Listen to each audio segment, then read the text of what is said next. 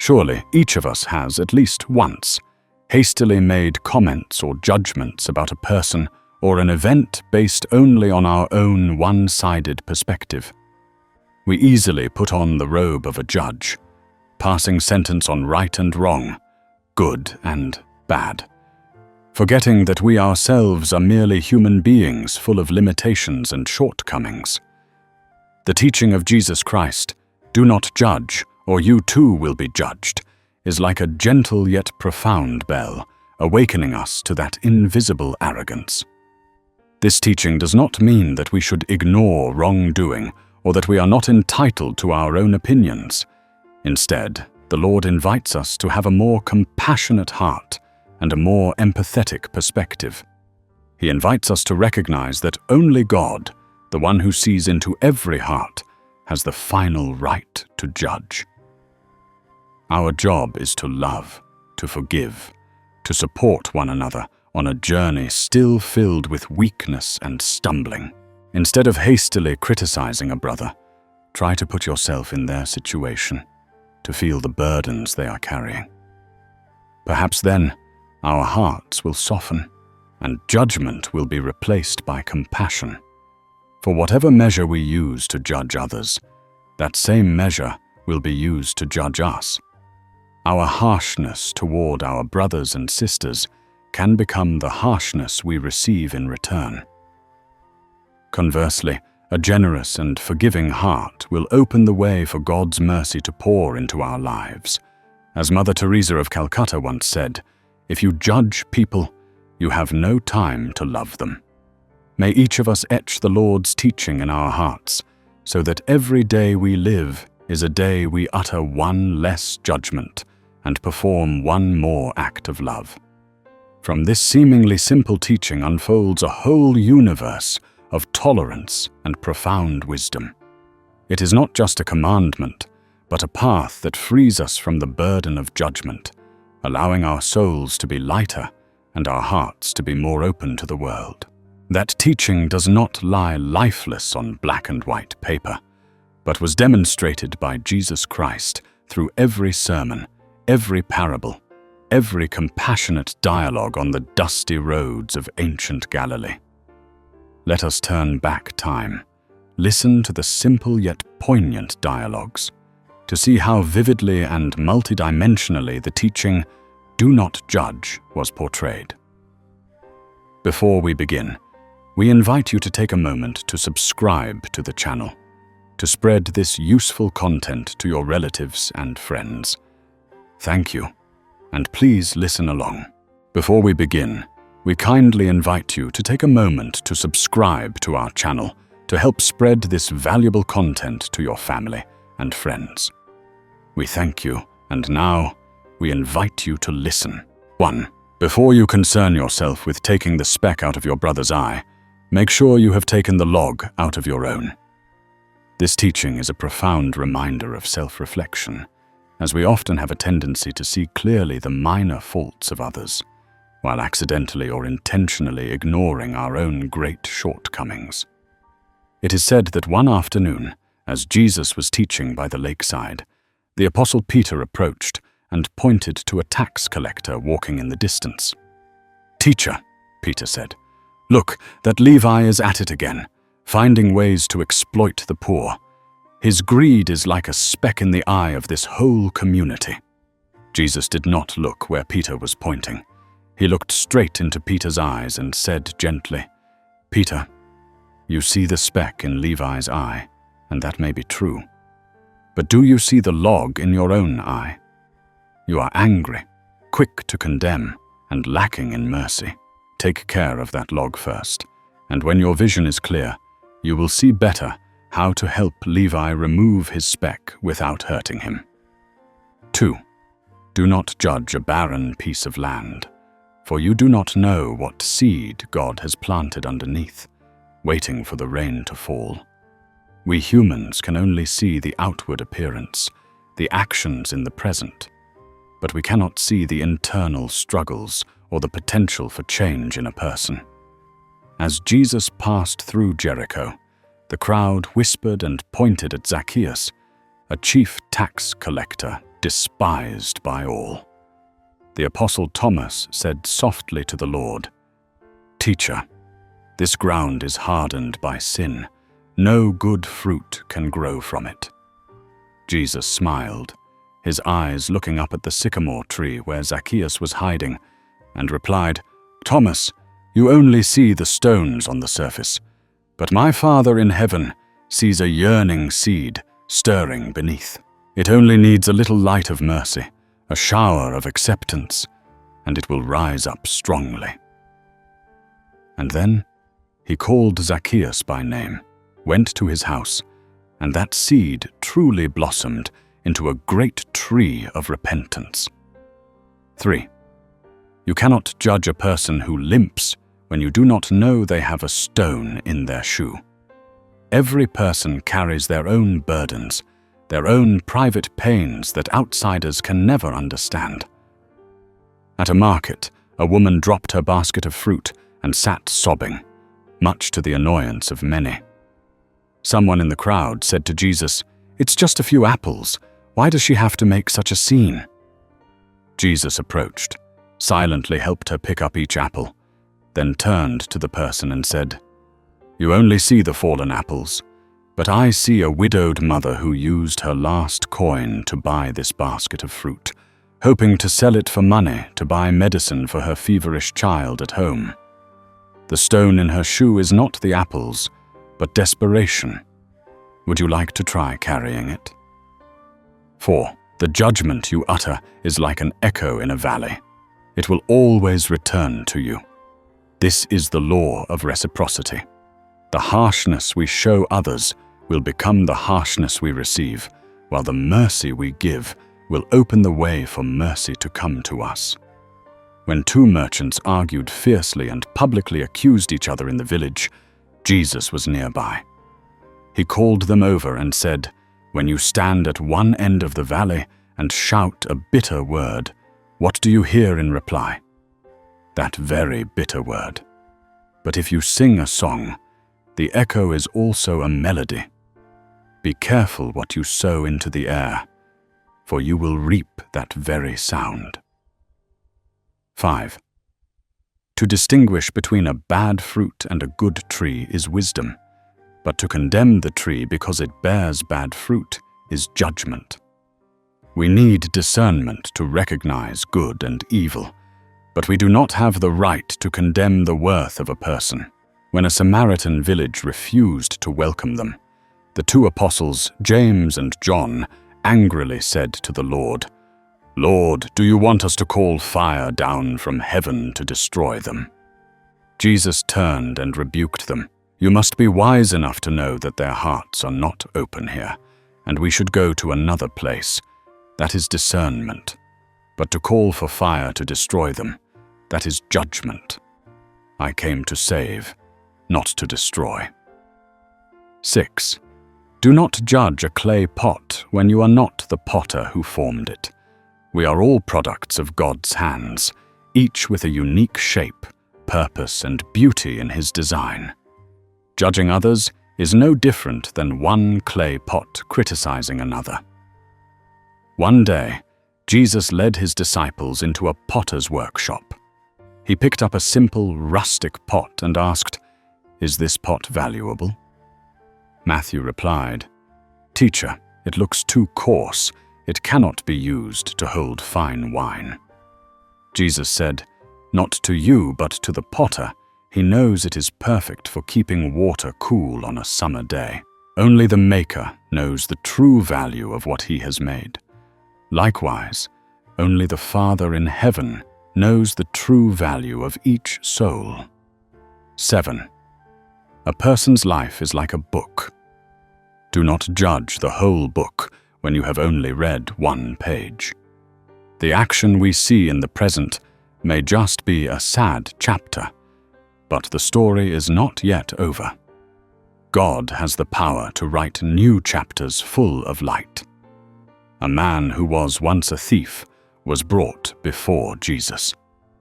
Though he was now trying to live honestly, he was still shunned. They said, "This man cannot be trusted." Jesus looked at the man with a compassionate gaze and said to the crowd, "You keep rereading the page about his past, but I see that he is trying to write a new page of repentance. Why don't you give him a chance to read you the next chapter?" 8. Judgment is the shadow cast by the fire of pride. When we consider ourselves the standard of righteousness, we will see all who are different as wrong. A wise expert in the law came to test Jesus, his voice full of confidence in his knowledge of the scriptures. He scorned the fishermen who followed Jesus. Jesus listened and then told a short parable. 2 men were walking in the night. One held his lamp high above his head. He could see his path clearly and also those around him. The other also held a lamp, but he kept it at his feet, just bright enough for his own steps, casting a giant shadow of himself that obscured everything else. Your knowledge is the same if used to light the way for others. It is good. But if it is only to glorify yourself, it will cast the shadow of pride and blind you to the truth about your brothers. 9. Mercy is the only currency of the kingdom of heaven. The more you give, the richer you become. Judgment makes us poor, while mercy enriches both the giver and the receiver. Peter asked the Lord, "How many times shall I forgive my brother?" Jesus did not answer directly. He told the story of a servant who was forgiven a huge debt by a king, but immediately after, he imprisoned his friend who owed him only a small amount. Jesus concluded, "The king gave him a treasury of mercy, but he chose to live like a beggar, clutching tightly to a few coins of judgment. Choose to be rich in mercy, for that is how my Father treats you." 10. There is only one final judge. Do not take his place. When we condemn a person, we are placing ourselves on the throne of God. This is an act of ultimate arrogance. The most classic story is when the Pharisees and the teachers of the law brought a woman caught in the act of adultery. They held stones in their hands, demanding Jesus to pass judgment. They wanted to seize the right of the judge. Jesus just remained silent, bending down to write on the ground. Then he looked up and spoke the single sentence that has gone down in history. "Let any one of you who is without sin be the first to throw a stone at her." He did not judge the woman, nor did he judge her accusers. He simply returned to them the truth of their own sinful nature and returned the ultimate right of judgment to God. 11. Do not judge a vine just because it grows near a thorn bush. The value of the grape lies in its sweetness, not in what grows around it. We often have the habit of judging a person by their family, friends, or background, forgetting that each soul is a separate individual before God. When Jesus called Levi, that is, Matthew, a tax collector, to follow him, the other disciples were very surprised. Afterwards, he even attended a party at his house, where many people considered thorn bushes by society were gathered. Simon the Zealot whispered, "Teacher, associating with these people will tarnish our reputation." Jesus replied, "Simon, I have not come to be with the righteous, but to call sinners." A good physician goes where there are many patients. Do not look at the thorn bush, but look for the sweet grapes. They are often hidden in the most unexpected places. 12. Each word of judgment is like a drop of poison you drink yourself, hoping someone else will fall. The first and greatest victim of judgment is the soul of the one who judges. It gnaws at peace, filling the heart with the bitterness of resentment. In a village in Bethany, there was a man who daily nurtured hatred for his neighbor, whom he believed had deceived him. He went to Jesus and endlessly accused the other man. After listening, Jesus asked, "Do you think about this every day?" The man nodded. Jesus said, You are like a man holding a hot coal in his hand, waiting to throw it at his enemy. Your enemy is still happy in the fields, while your hand is already blistered and painful. Throw that coal away, not for his sake, but for your own peace. 13. Judgment is the shortcut of a lazy mind. Understanding is the long road of a patient heart. It is easy and quick to stick a label on someone, but it takes effort and time to truly listen, to understand their story, and to empathize with them. As Jesus was teaching, a Greek woman pushed through the crowd and asked a question about the soul. Some Jews around her sneered at her pagan curiosity. Jesus patiently answered her in detail. Afterwards, he said to his disciples, "To mock requires no thought. To condemn requires no listening. These are the actions of laziness. But to sow a seed of understanding, to open a path for love, requires patience. Never choose the shortcut." 14. Do not judge a person's silence, for you do not know what storm they are fighting within. We often interpret the silence of others as pride, indifference, or ignorance. But silence can also be the refuge of a wounded soul, a soul in contemplation, or a soul in prayer. One day, Andrew brought to Jesus a boy who said not a word, just looked at the ground. Everyone thought the boy was stubborn, but Jesus just sat down beside him, sharing his silence for a long time. Then he placed his hand on the boy's shoulder and said to Andrew, "In this boy's silence, there is the cry of loss, the confusion of a child who does not know how to express his pain." Sometimes, the greatest empathy is not to say a word of comfort, but to dare to be with someone in their silence. 15. When you point a finger to judge someone, remember that the other 3 fingers are pointing back at yourself. The act of judging reveals more about us than about the person being judged. It reveals our insecurities, our fears, and the unrealistic standards we impose on both others and ourselves. In a debate with the teachers of the law, one man loudly pointed his finger at Jesus and said, "You break the law of our fathers." Jesus calmly replied, "Your finger points at me, but look at your other 3 fingers. One finger points to your fear that new things will shake your position. One finger points to your insecurity that the faith of the people is no longer in your hands. And one finger points to the truth that you yourself do not fully live the law you preach.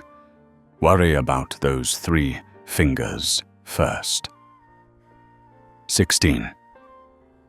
Do not judge a person by their failed harvest, for you do not know how many natural disasters and droughts their land has endured.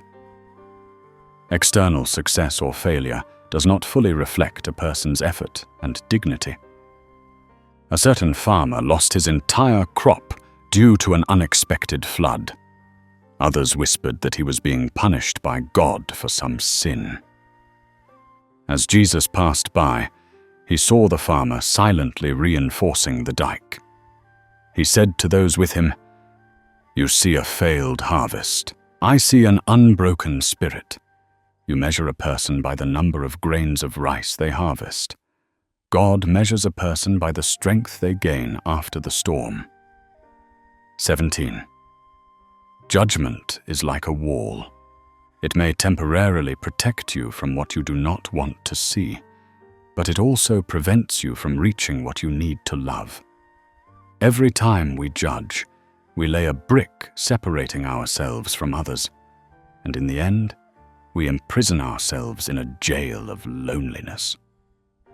Simon the Pharisee invited Jesus to his house for a meal, but when a sinful woman came in and anointed Jesus with perfume, he judged her silently in his heart.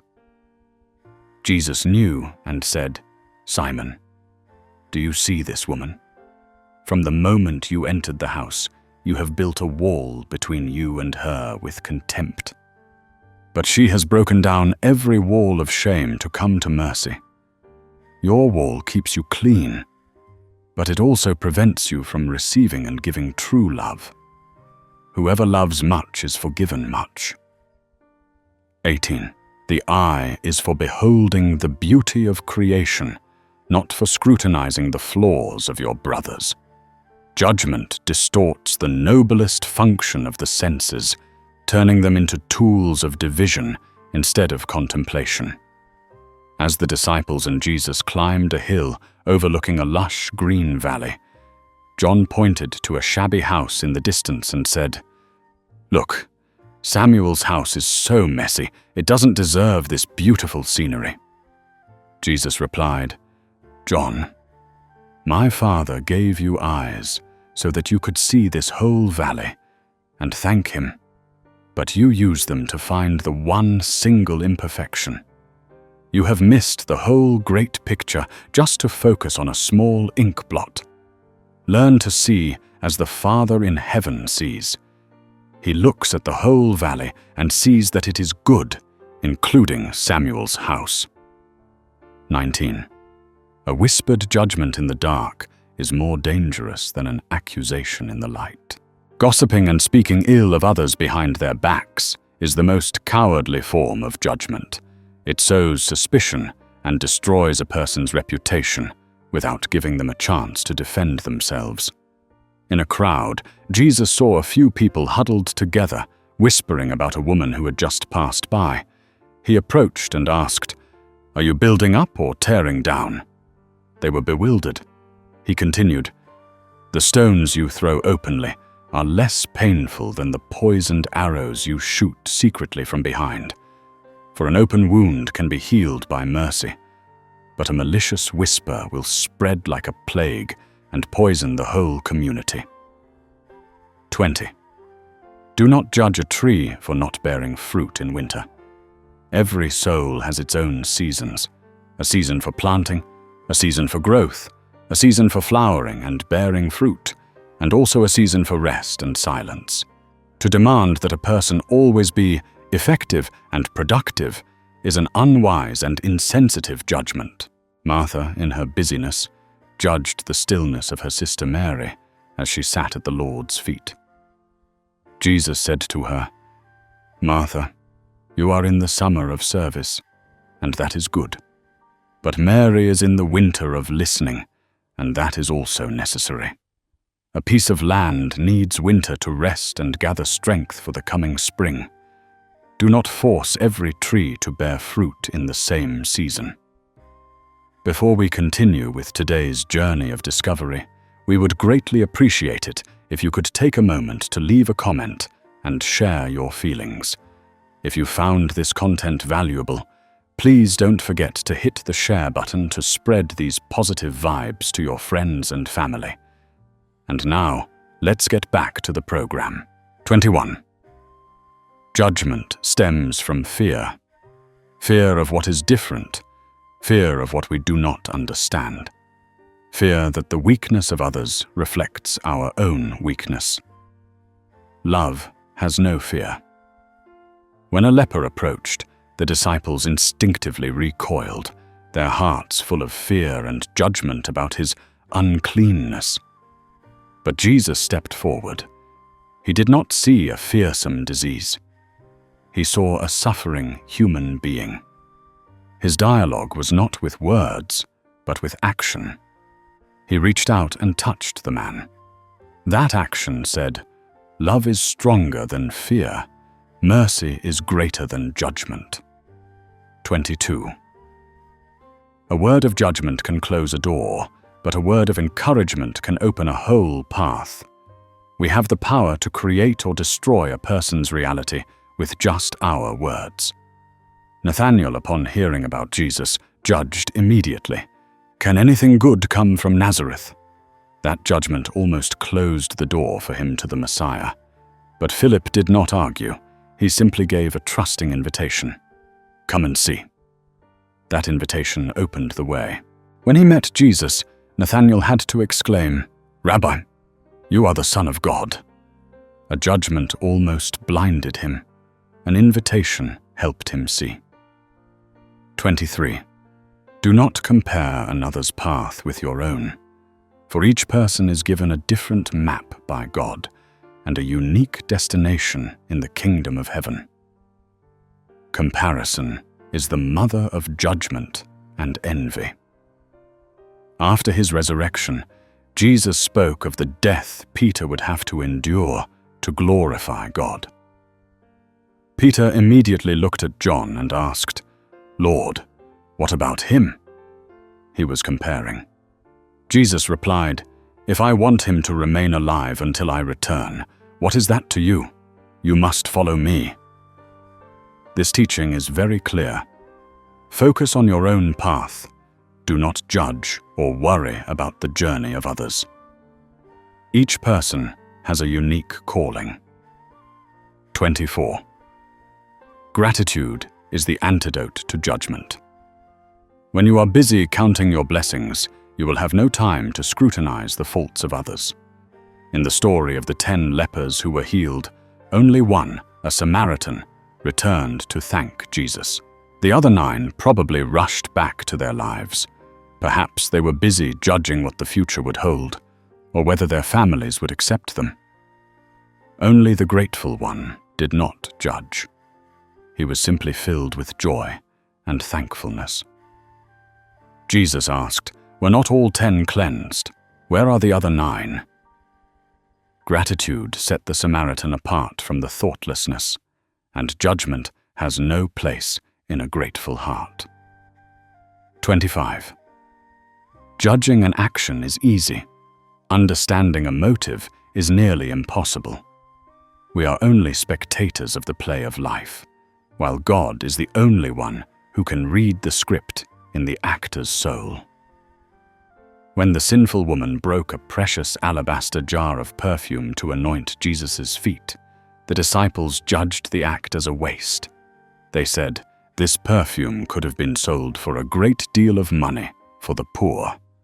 They judged the external action, but Jesus saw the internal motive, a heart broken with repentance, a boundless love wanting to offer all that was most precious.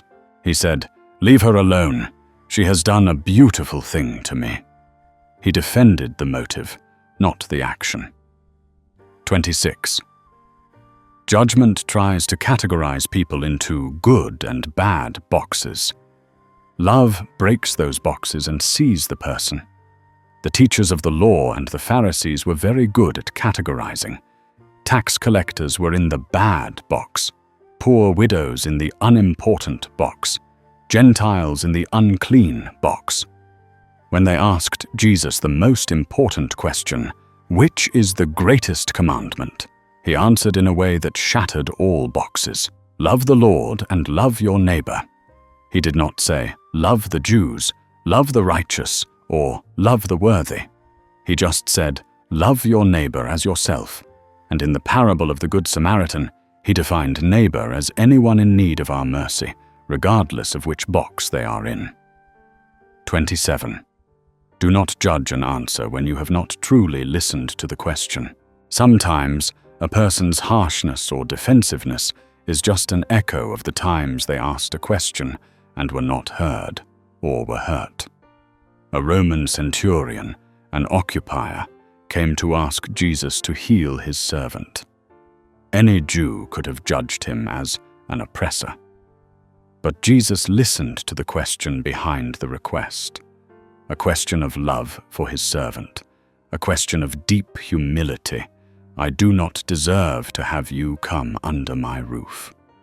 He responded to that question of faith, not the status of the questioner, and a miracle happened. 28. Judgment is the act of a short memory, remembering only the most recent mistake. Forgiveness is the act of an eternal perspective, seeing the potential of a soul. When Peter denied Jesus 3 times, he judged himself and fell into despair.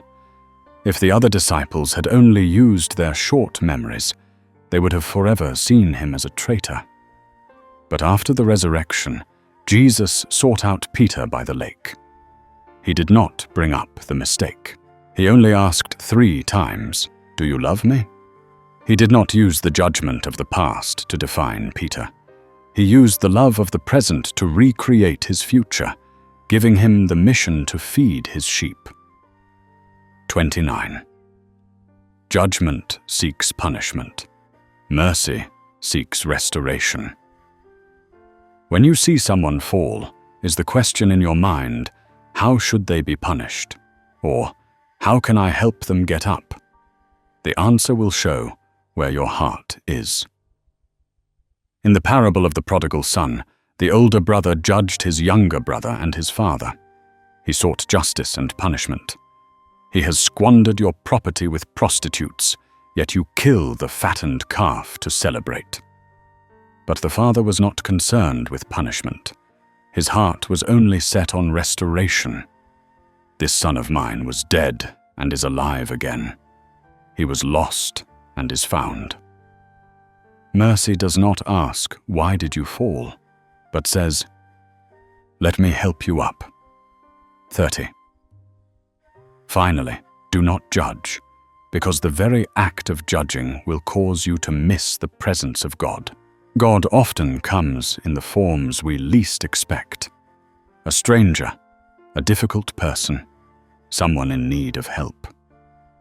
If our hearts are closed by judgment, we will not recognize him. In the parable of the final judgment, Jesus said to the righteous, "For I was hungry, and you gave me something to eat. I was thirsty, and you gave me something to drink. I was a stranger, and you invited me in." They were surprised and asked, "When did we see you?" He replied, "Whatever you did for one of the least of these brothers and sisters of mine, you did for me." Those who did not judge, those who only saw a need and responded with love, were the ones who met God every day without even knowing it. 31. Do not judge a person's laughter without knowing how much they have cried. Joy, like sorrow, is a deeply personal thing. Sometimes, the brightest smile blooms on a soul that has suffered the most, like a lotus flower rising from the mud. At a wedding in Cana, Jesus and his disciples were at the feast. There was a widowed woman who, instead of being sad, was dancing and laughing joyfully. A neighbor muttered, "Her husband hasn't been gone long. How can she be so happy?" Jesus overheard and said quietly to his disciples, "She is not happy because she has forgotten her loss. She is happy because she knows that life, love, and community go on, and that is how she honors the memory of the deceased. Do not measure someone's sorrow by the number of tears they shed." 32. Judgment is the child of impatience. It wants an immediate answer, an instant verdict, instead of waiting in faith for God's plan to be revealed. When Jesus' friend Lazarus fell gravely ill, he did not come immediately. The disciples and even Martha and Mary silently judged his delay. They thought he did not care. When Lazarus died, their judgment seemed to be confirmed. But Jesus told them, "This sickness will not end in death. No, it is for God's glory." His patience, which was seen as indifference, was actually waiting for the perfect moment to perform a greater miracle than all, raising the dead. He teaches us not to judge God's silence, for in it a more glorious answer may be in preparation. 33. Do not cloak yourself in the robe of judgment and call it sincere advice. Advice is only valuable. It is given in love and requested by the other person. Otherwise, it is just a way to impose one's own standards on others. A rich young man came to ask Jesus about eternal life. After hearing the answer, he went away sad. The disciples gathered around and began to judge. He should have done this. He should have done that. Jesus stopped them I have planted a seed in his heart. Now our job is to pray for it to sprout, not to stand on the shore and shout at the seed how to grow. 34. Be careful of the judgment of low expectations. Sometimes we do not condemn others with harsh words, but by not believing in their potential, and that lack of trust is also a prison. When Jesus returned to his hometown of Nazareth, the people judged him by their familiarity. Isn't this the carpenter's son, Joseph? We know all his relatives. Their judgment through low expectations, how can someone so familiar be special, prevented him from performing many miracles there. Their lack of faith became a wall that blocked grace. 35. Do not judge how others serve God as long as their hearts are sincere. Some serve through great actions, others through silent prayer. Some are busy like Martha, others sit in contemplation like Mary. God's garden needs many different kinds of flowers. When John said to Jesus, "Teacher, we saw someone driving out demons in your name, and we told him to stop, because he was not one of us," Jesus replied, "Do not stop him, for whoever is not against us is for us. He may be watering a different corner of the garden that you do not see. Do not judge the gardener just because he does not use the same kind of watering can as you." 36. We often judge most harshly in others the faults we fear most in ourselves. Judgment is a mirror. It reflects our insecurities and our internal struggles. A Pharisee loudly condemned a woman for her pride. Jesus looked at him and told a short story. There was a man who was afraid of the dark, so he always kept his lamp burning brightly and scolded anyone who brought even a little darkness into the house. But he did not realize that because of his fear, he could never admire the beauty of the stars. 37. A name can be an introduction, but never let it become a judgment.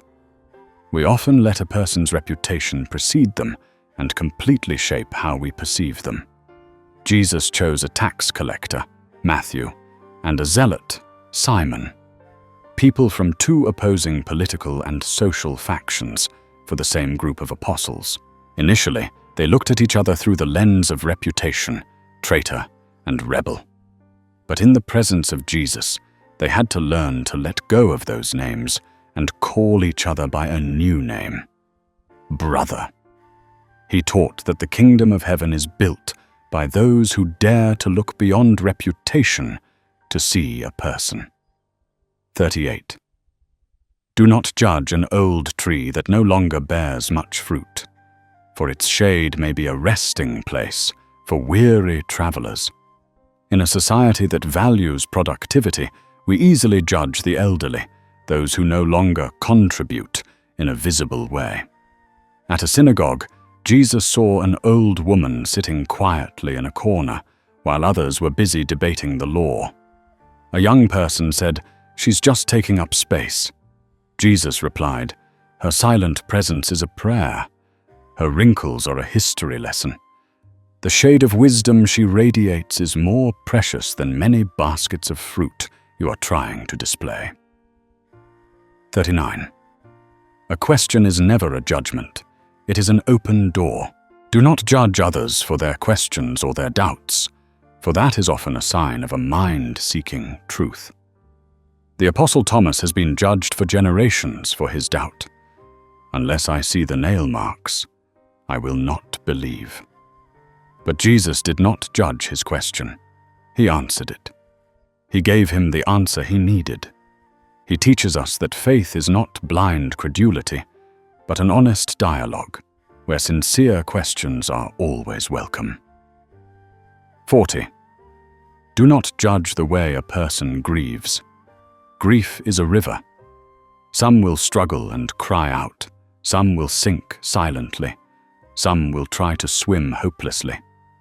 There is no right or wrong way. When the son of the widow of Nain died, the whole funeral procession wept bitterly.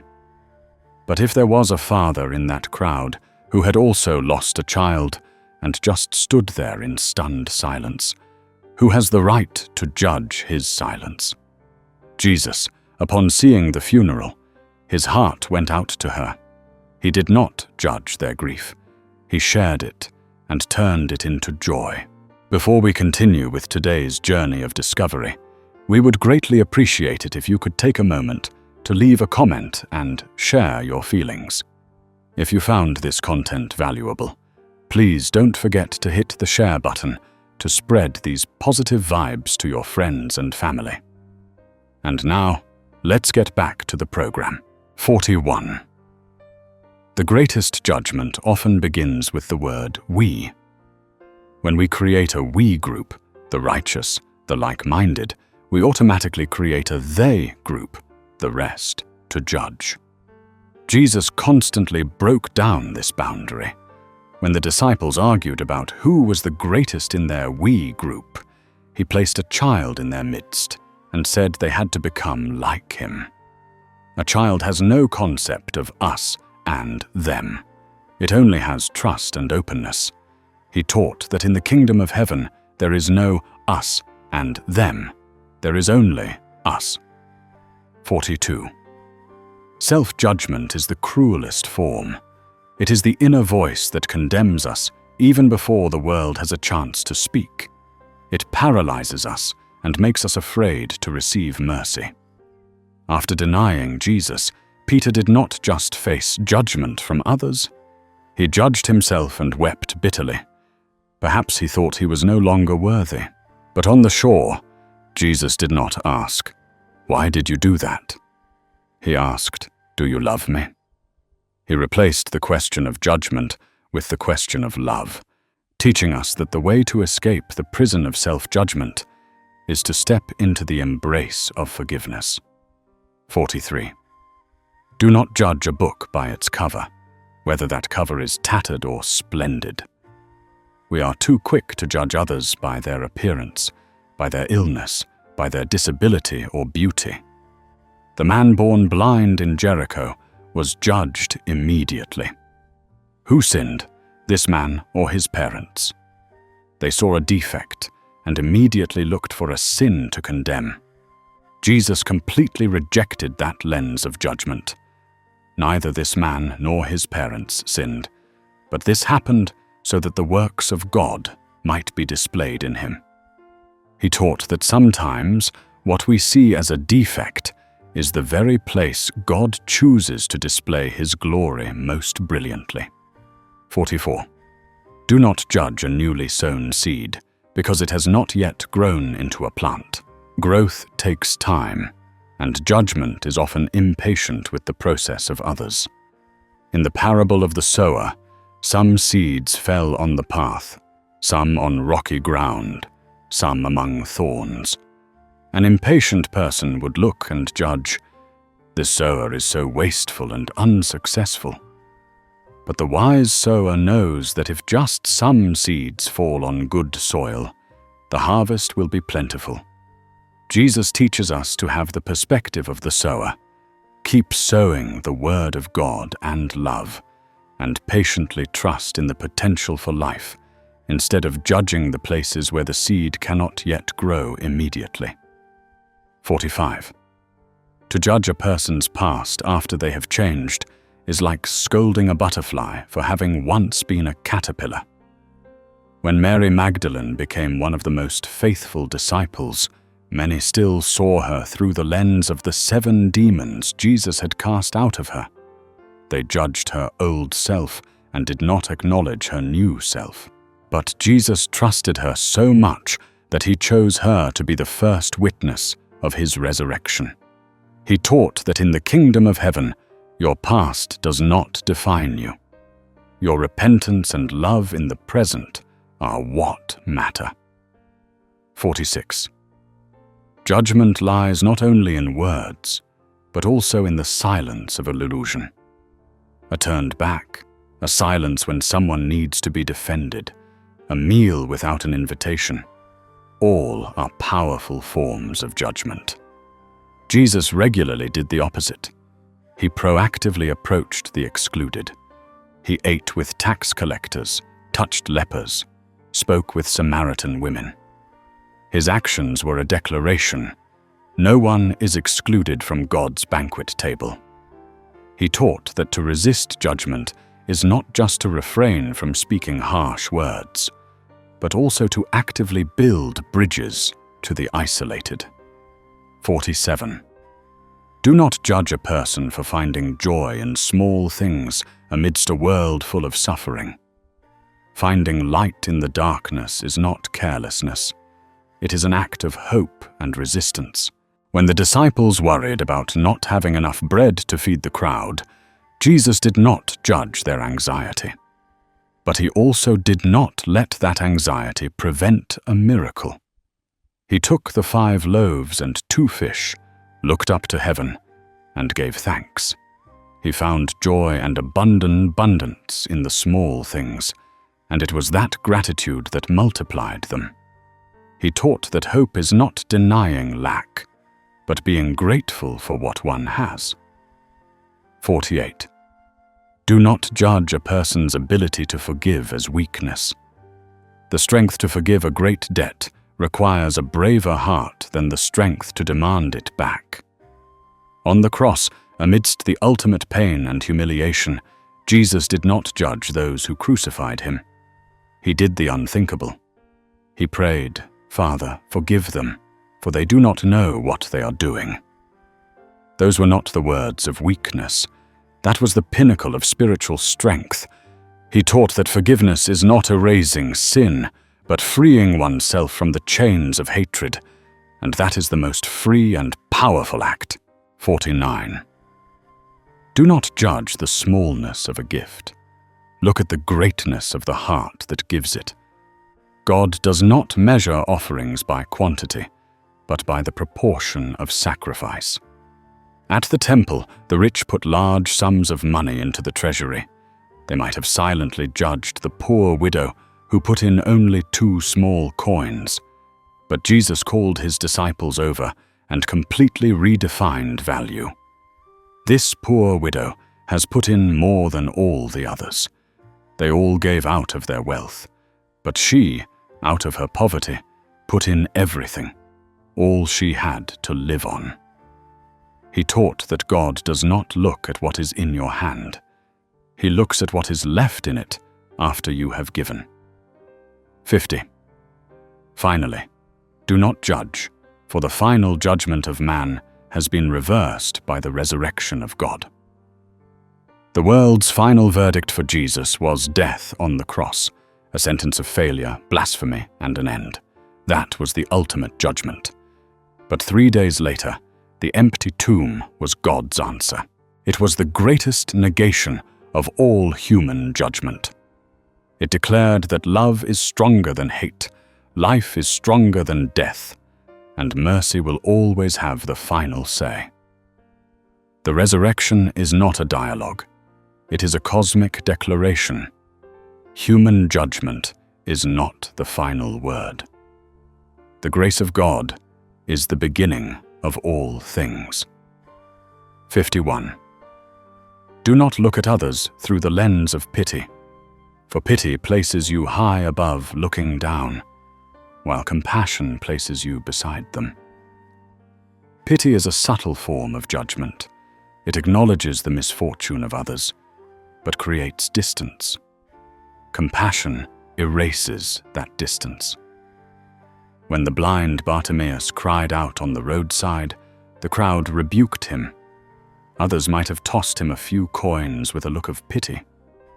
They judged him as a troublesome beggar. But Jesus stopped. He did not look at him with pity. He called him over and asked a question that restored his dignity. "What do you want me to do for you?" That question was not for a pitiable object, but for a human being with desires and dignity. 52. Do not judge a weaver when the threads are still tangled on the loom. A beautiful tapestry is often woven from initial chaos. We often want faith and life to be neat. We judge the messiness of another's journey, their doubts, their relapses, their confusion, without realizing it is an indispensable part of creating a beautiful work. The disciples complained about a new follower. He constantly asked naive questions and seemed to make no progress. Jesus said to them, "When you bake bread, does the dough not stick to your hands? When you build a house, are there not scattered bricks and mortar? This man's soul is being kneaded and built. Do not judge the mess of the construction site. Rejoice that the work is in progress." 53. Judging a person who is resting is like judging a field that lies fallow. Both need quiet time to recover and prepare for a new harvest. In a world that values constant activity, rest is often judged as laziness.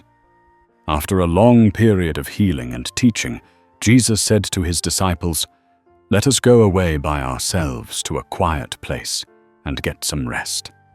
Some in the crowd whispered that there were still many sick people who needed healing. One apostle felt guilty. The Lord said to him, "A boat cannot always be at sea.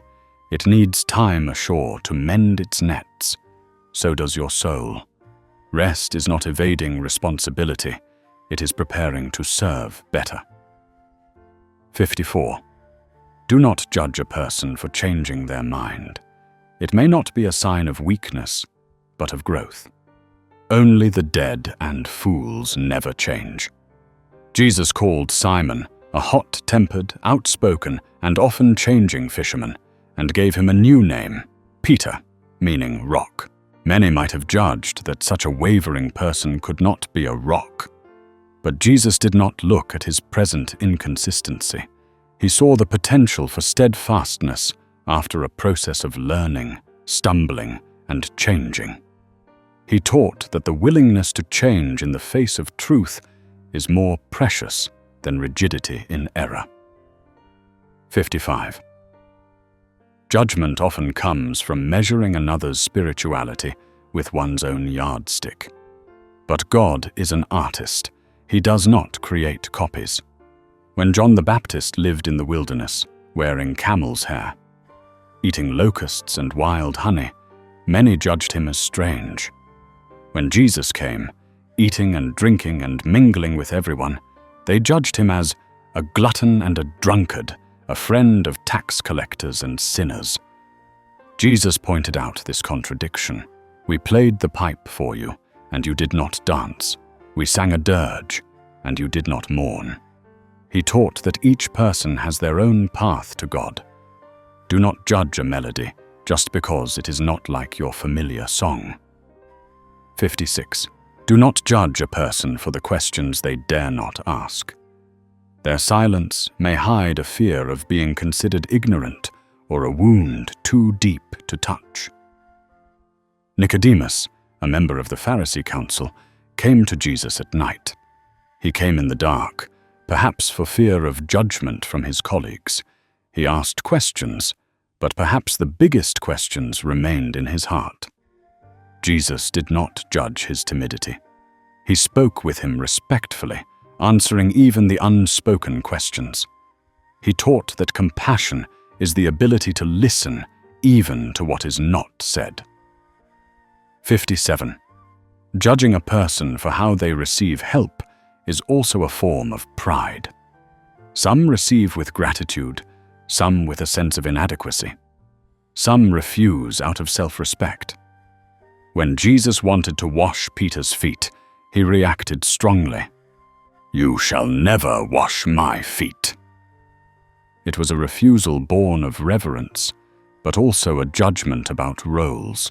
Jesus gently taught him, "Unless I wash you, you have no part with me." He taught that learning to humbly receive is as important as learning to generously give. 58. Judgment freezes reality. Love melts it. Judgment says, "You are this way and will always be this way." Love says, "I see who you are and who you can become." The Samaritan woman at the well had been judged and isolated by her whole community because of her past. She judged herself, which is why she went to draw water at midday to avoid everyone. Jesus broke that ice. He did not judge her 5 husbands. He spoke of living water. He saw through her frozen past to a flowing future, and it was that non-judgmental gaze that transformed her into the first missionary to her entire. 59. Do not judge a person by their achievements. Look at the temptations they have overcome. 2 people may have the same external result, but their internal battles are completely different. A wealthy person making a large donation may not have struggled as much as an alcoholic using the same amount of money to buy a loaf of bread instead of a jug of wine. When the disciples praised the donations of the rich, Jesus turned their attention to the invisible battles. Blessed are those who have not seen and yet have believed. Blessed are the weak who still fight. Blessed are those who stumble, but do not give up. 60. Judgment wants everything to be clear, black and white. Mercy lives in the complexity of gray. The human world is full of difficult situations, mixed motives, and imperfect choices. The Pharisees wanted everything to be clear-cut, to keep the Sabbath absolutely. Therefore, they judged Jesus when he healed on that day. But he asked them a question that brought them into the gray area of compassion. Which is lawful on the Sabbath, to do good or to do evil, to save life or to kill. He taught that the law was made for man, not man for the law, and that love is always the highest law. Before we continue with today's journey of discovery, we would greatly appreciate it if you could take a moment to leave a comment and share your feelings. If you found this content valuable, please don't forget to hit the share button to spread these positive vibes to your friends and family. And now, let's get back to the program. 61. Do not judge a person crying over a sorrow you consider petty. You do not know if that drop is the one that makes the cup overflow. Everyone has a different tolerance level, and a small wound to one person can be a fatal stab to another. When Mary wept at Jesus' feet, the disciples might have seen only sentimentality. But Jesus saw a broken heart seeking comfort. He did not say, "Do not cry." He wept with her. He taught that empathy is not about assessing the degree of pain, but about acknowledging its existence. 62. To judge someone because they do not celebrate your success is selfish. Everyone is in a different season of life. When you are on the mountaintop of joy, they may be walking in the valley of hardship. After Jesus was transfigured on the mountain in radiant glory, he came down and immediately met a father in distress over his demon-possessed son and his helpless disciples. He did not blame the father for interrupting his moment of glory. He immediately stepped from the summer of glory into the winter of that suffering and brought healing. 63. Judgment is like building a dam on a river. It seems to control the flow, but it also blocks the fertile silt and stagnates the water. Love is like clearing the flow, accepting even the muddy waters so that the river can freely nourish both banks. The teachers of the law had built a complex system of dams with their detailed rules. When Jesus came, he broke those dams, allowing the river of grace to flow to those considered barren land. He said, "Come to me, all you who are weary and burdened, and I will give you rest." He did not give more rules. He invited them to the river. 64. Do not judge a person just because they take a different path to the same mountain peak. There are many paths to God, and yours is not the only one. It is said that Jesus met a group of Essenes who lived an ascetic and separate life, very different from his own way of mingling with people. The disciples might have seen them as eccentric, but Jesus sat with them, talking about righteousness and the kingdom of heaven. He did not tell them to abandon their path to follow his. He only sowed seeds of truth, believing that no matter which path one takes, if a person truly seeks God, they will find him. 65. Judgment is a door bolted from the inside. Those on the outside cannot open it. Only the person inside can decide to open it. When Jesus stood before Pilate, Pilate tried to judge him, but in reality, he was locking himself behind the doors of political fear, skepticism, and worldly power. He asked, "What is truth?" A question not meant to find an answer, but to close the dialogue. Jesus was silent because he knew that door was bolted from within. His silence was an invitation, but also a respect for Pilate's freedom of choice. 66. Judging a person for being afraid does not make them brave. It only makes them lonelier. The night before he was arrested, in the Garden of Gethsemane, Jesus found his closest disciples asleep instead of praying. He could have judged their weakness, but he only said a sentence full of empathy. The spirit is willing, but the flesh is weak. He recognized their struggle.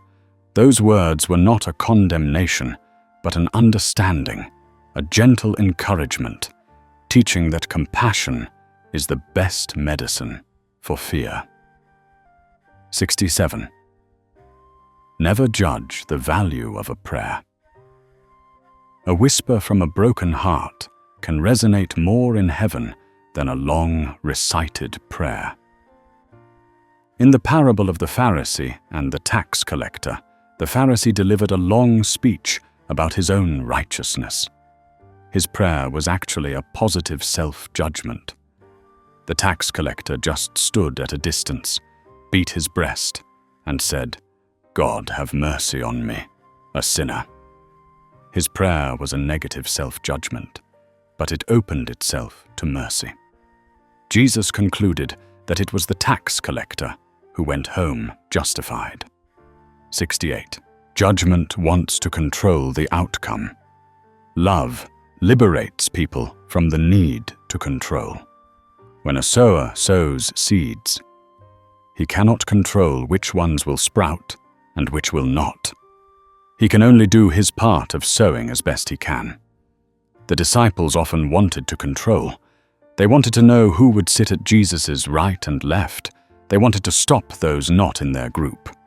Jesus taught them to be like the sower, just sow love, forgiveness, the word of truth. Let the rest be decided by God and the soil of each person's soul. 69. Do not judge a person for stumbling over the same stone many times. Perhaps that stone is in a blind spot that only they can see. Or perhaps they are carrying a burden that prevents them from lifting their feet high enough. Instead of judging, ask if you can help them move that stone. When Peter repeated his hot-tempered mistake and cut off the servant's ear, Jesus did not scold him. He immediately healed the servant. His action was a lesson. When a brother causes a wound due to their weakness, the thing to do is not to judge that weakness, but to heal the wound it caused. 70. Judgment is an act of memory. Love is an act of imagination.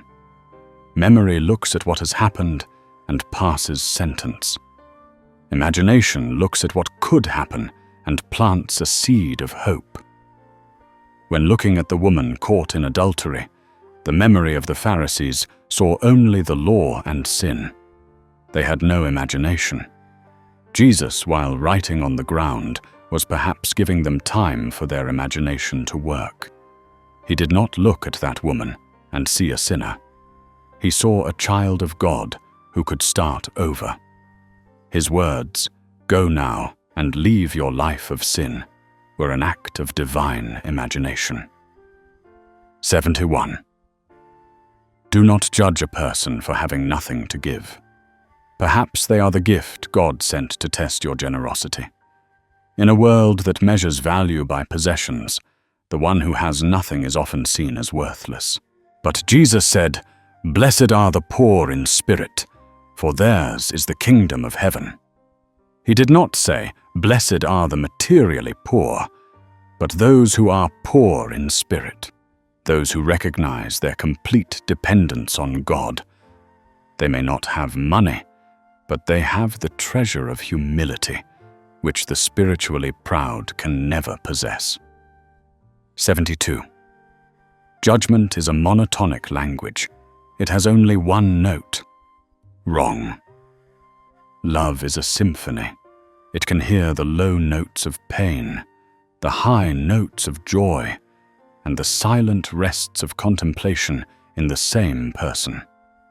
When the disciples saw a deaf and mute man, they might have seen only a defect, a wrong note. Jesus took him aside privately, and he sighed, "Ephphatha, be opened." He did not just open his ears and mouth. He felt the entire symphony trapped inside the man, and released it. 73. Do not judge the complexity of a family. Every family is a world of its own, with rules, wounds, and bonds that an outsider cannot understand. When Jesus' own family came looking for him, thinking he was out of his mind, he did not publicly judge their lack of understanding. He used the opportunity to redefine family in a new way, based on obedience to God's will. He taught that even when our dearest loved ones do not understand us, we should not judge them, but open our arms to embrace a larger spiritual family. 74. Judging an angry person is like pouring oil on a fire. Compassion is the only rain that can extinguish it. Anger is often the mask of hurt or powerlessness. When James and John wanted to call fire down from heaven to destroy a Samaritan village, they acted in anger. Jesus rebuked them, not for their anger, but for their judgmental solution. He could have scolded them, but instead, he simply led them down a different path.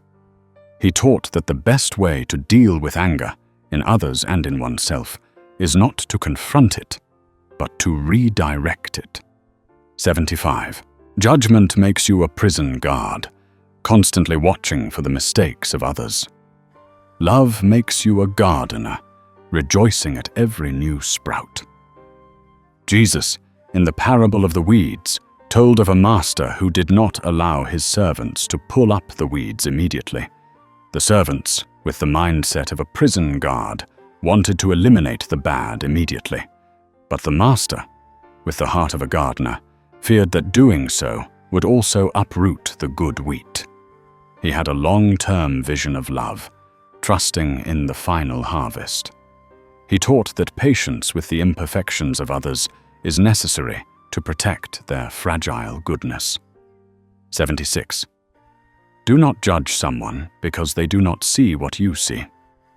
Perhaps your sun is shining in their eyes. What is obvious truth to you may be obscured to others by their experiences, culture, or fears.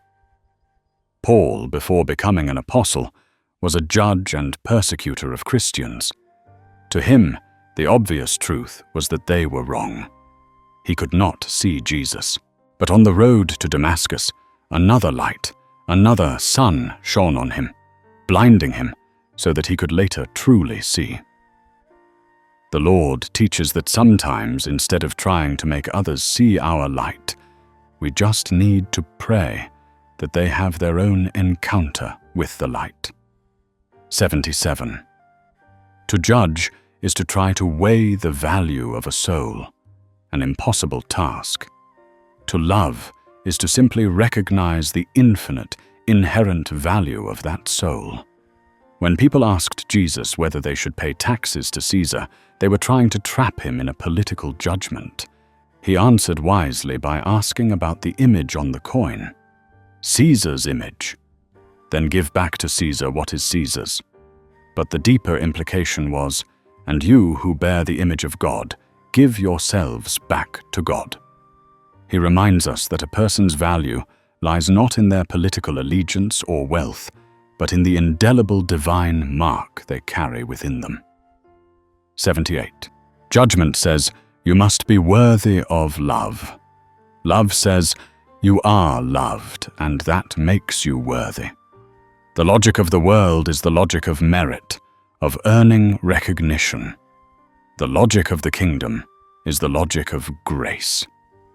Jesus did not call the most capable, the most virtuous to be his disciples.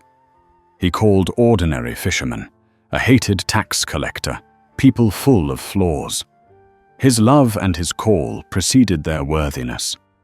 It was that love that transformed and made them worthy of the task given to them. 79. Do not judge a person for going slowly. Perhaps they are carrying a burden you do not see, or perhaps they are stopping to admire a flower you have rushed past. In the race to the tomb on resurrection morning, John ran faster and arrived first. Peter, perhaps slower due to age and the burden of his sin, arrived later. But it was Peter who entered the tomb first.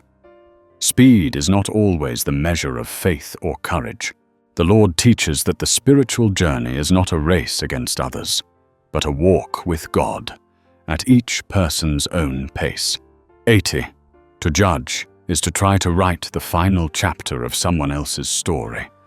To love is to hand them the pen and trust that they can write a new ending. Every judgment is final. Sinner, failure, outcast. But Jesus always came with an ellipsis. To the woman at the well, he opened a future of mission. To Zacchaeus, he opened a future of generosity. To Peter, he opened a future of leadership.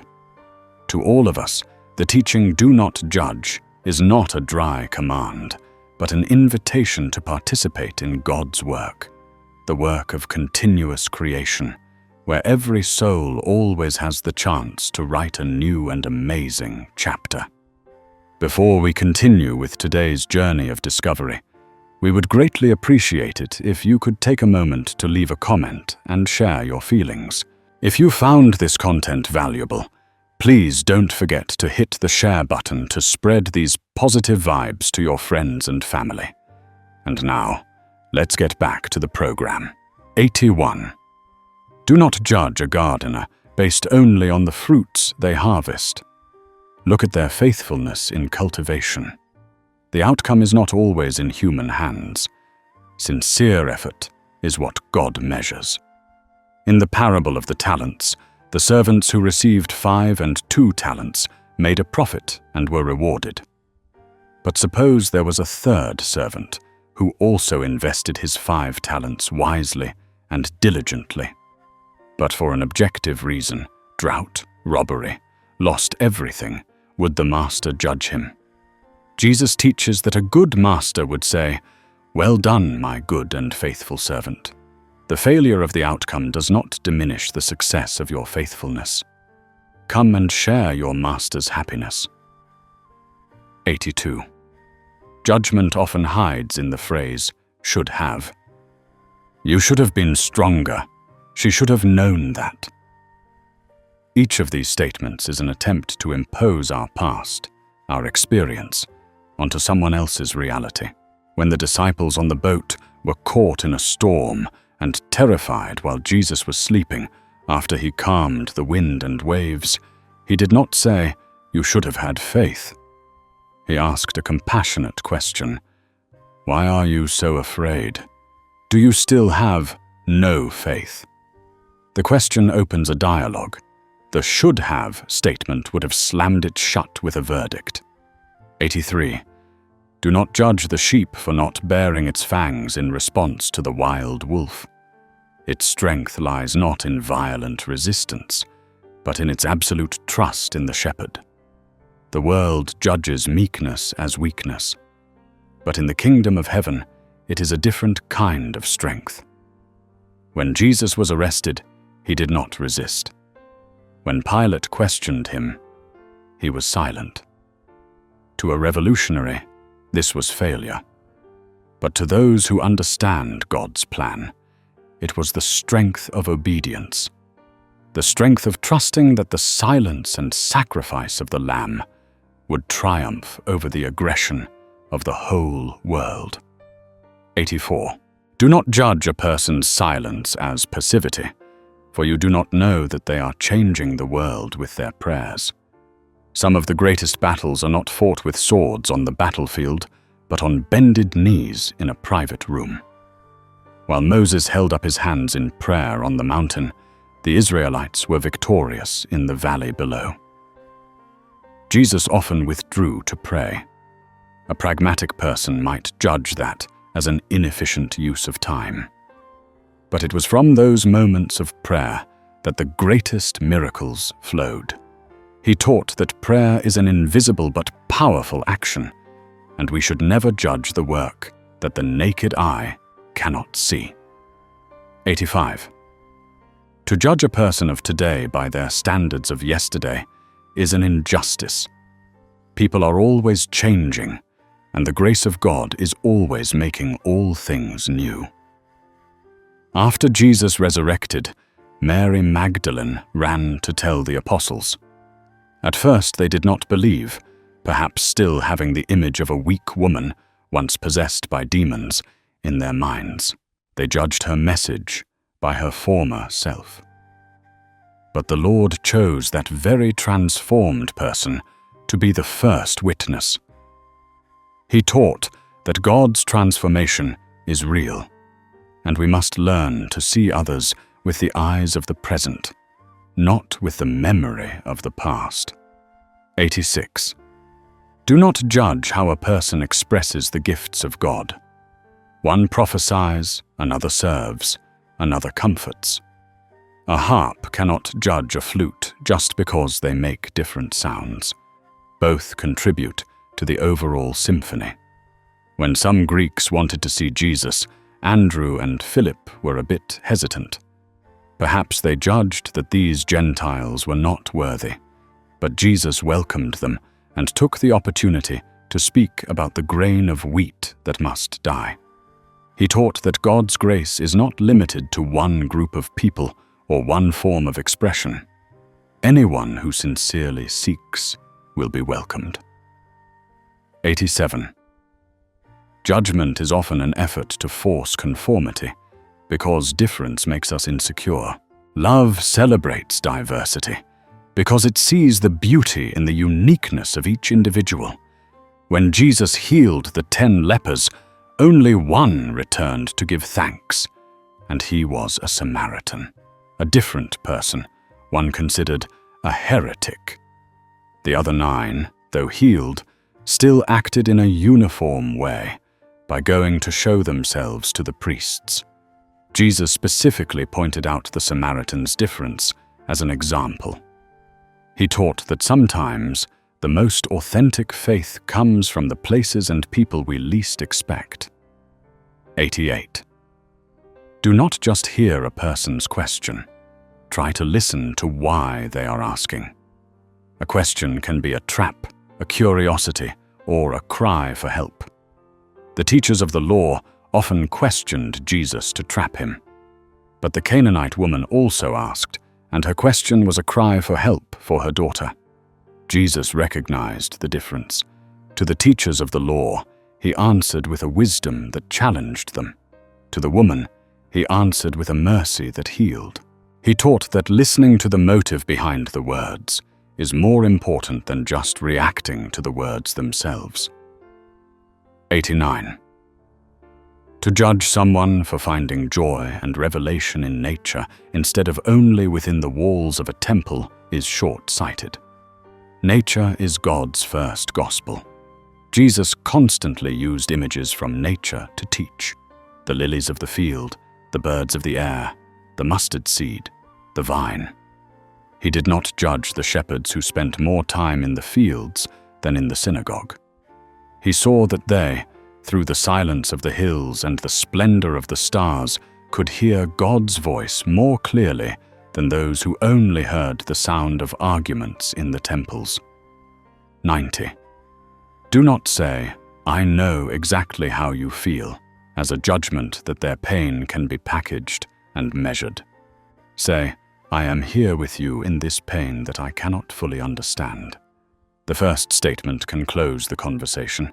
The second opens the heart. When Job's friends came, at first they just sat with him in silence, which was a great comfort. But when they began to speak, they judged and explained his suffering, causing him more anguish. When Jesus met Mary and Martha weeping for Lazarus, the Bible does not record that he said, "I understand." The Bible records that Jesus wept. He entered into their specific pain, not with a formula, but with sincere tears. 91. Do not judge a person for being happy with simple and few things. Perhaps they are not unambitious, but have discovered that true treasure does not lie in accumulation. When the disciples worried about having only 5 loaves and 2 fish, they were judging the situation from a place of scarcity. Jesus took that little bit, gave thanks, and turned it into abundance for thousands. He taught that contentment and gratitude have the power to transform reality. And a heart happy with what it has is richer than a king who always yearns for more. 92. To judge God's silence is to be hasty. A seed needs time in the darkness of the earth before it can sprout. Silence does not necessarily mean absence or indifference. Between the death of Jesus on the cross and his resurrection, there was a period of silence. Saturday. To the disciples, it was the silence of failure and despair. They judged that it was all over, but it was the silence of transformation, the necessary silence before the greatest glory could be revealed. Do not be afraid of the silent Saturdays in your life, for a resurrection morning may follow. 93.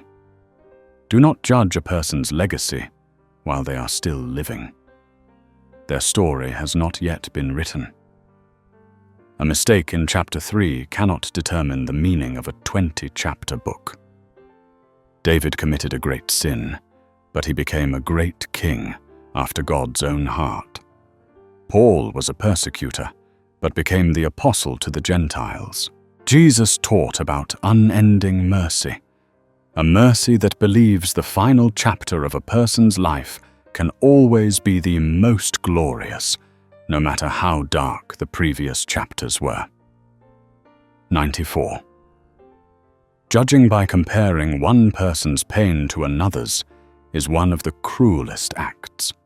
There is no measure for suffering. To a child, losing a toy can be as painful as an adult losing a fortune. When people brought children to Jesus, the disciples drove them away, perhaps judging that the needs of children were not as important as the problems of adults. Jesus rebuked them. "Let the little children come to me, for the kingdom of heaven belongs to such as these."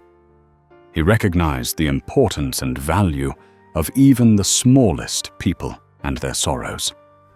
95. Do not judge a person for needing help time and time again. Perhaps it is not a sign of their weakness, but an opportunity for you to practice your patience and love. Peter denied the Lord 3 times. He needed forgiveness more than once. After the resurrection, Jesus did not say, "I have already forgiven you, do not sin again." He patiently asked him 3 times, "Do you love me?" Each question an opportunity to heal a wound. He taught that true love never tires of forgiving. 96. To judge what you do not understand as meaningless only shows the limits of your vision, not the lack of value in that thing. The parables of Jesus were often considered difficult to understand, meaningless by many. Why talk about mustard seeds, about yeast in dough, about a woman who lost a coin? To a mind that only seeks clear formulas, these things are meaningless.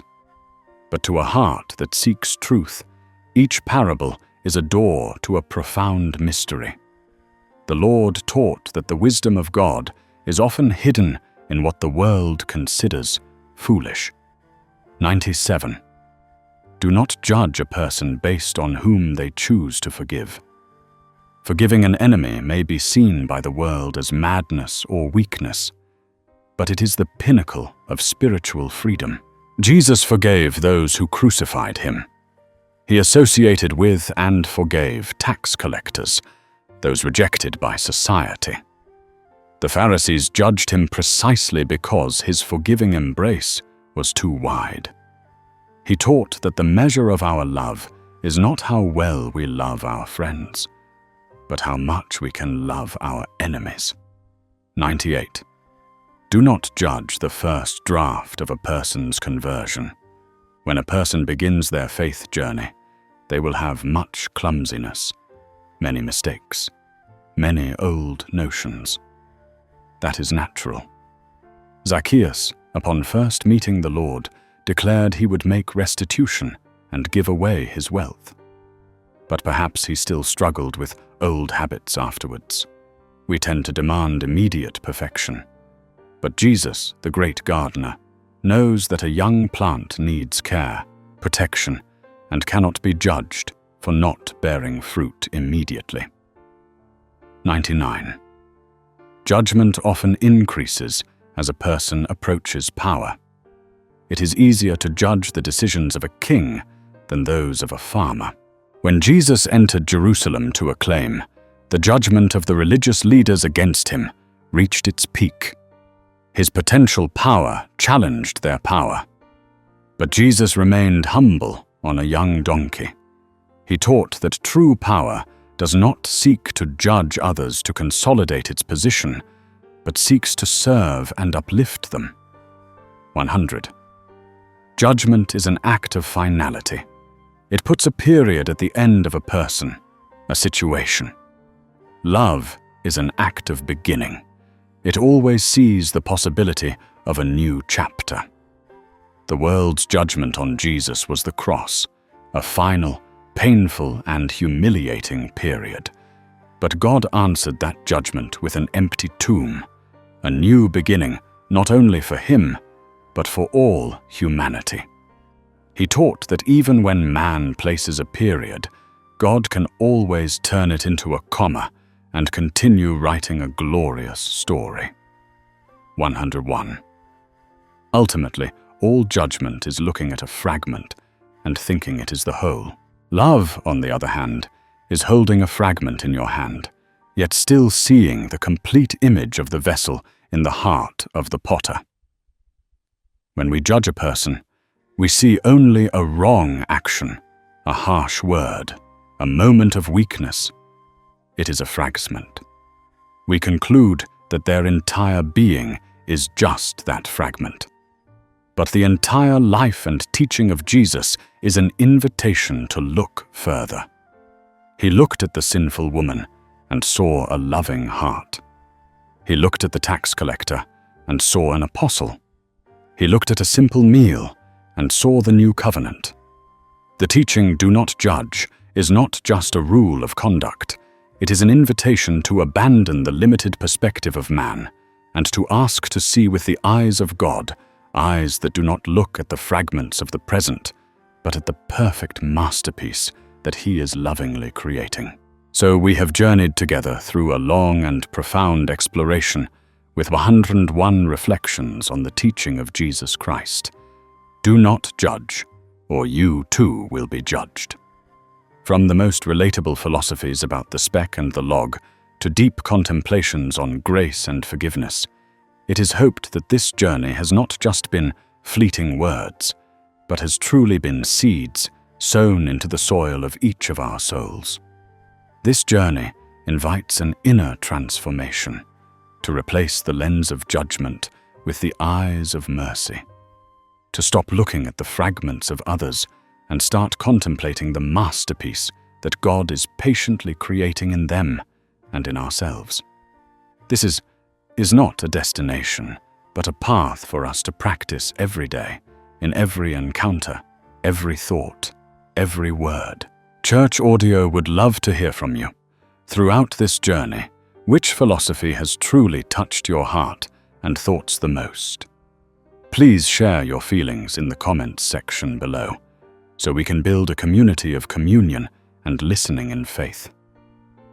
If these moments of reflection have brought value to your spiritual life, please do not hesitate to show your appreciation by hitting the like button, sharing this video with those who need comfort, and especially by clicking the subscribe button and the notification bell to not miss any meaningful journey from the Church Audio channel.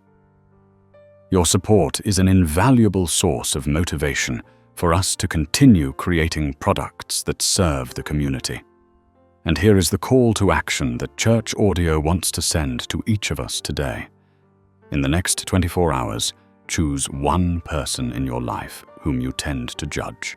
Instead of looking at their faults, try to find one good point, one beautiful feature, or one invisible burden they might be carrying. And in silence, offer a prayer for them. Just that one small act is enough to start a great change in our hearts, turning God's word into living action. Once again, we sincerely thank you for your listening and companionship. May the peace and mercy of God be with us all. From the Church Audio channel, we bid you farewell and look forward to seeing you in the next programs. Next programs. Next programs. Next programs. Next programs. Next programs. Next programs. Next programs. Next programs.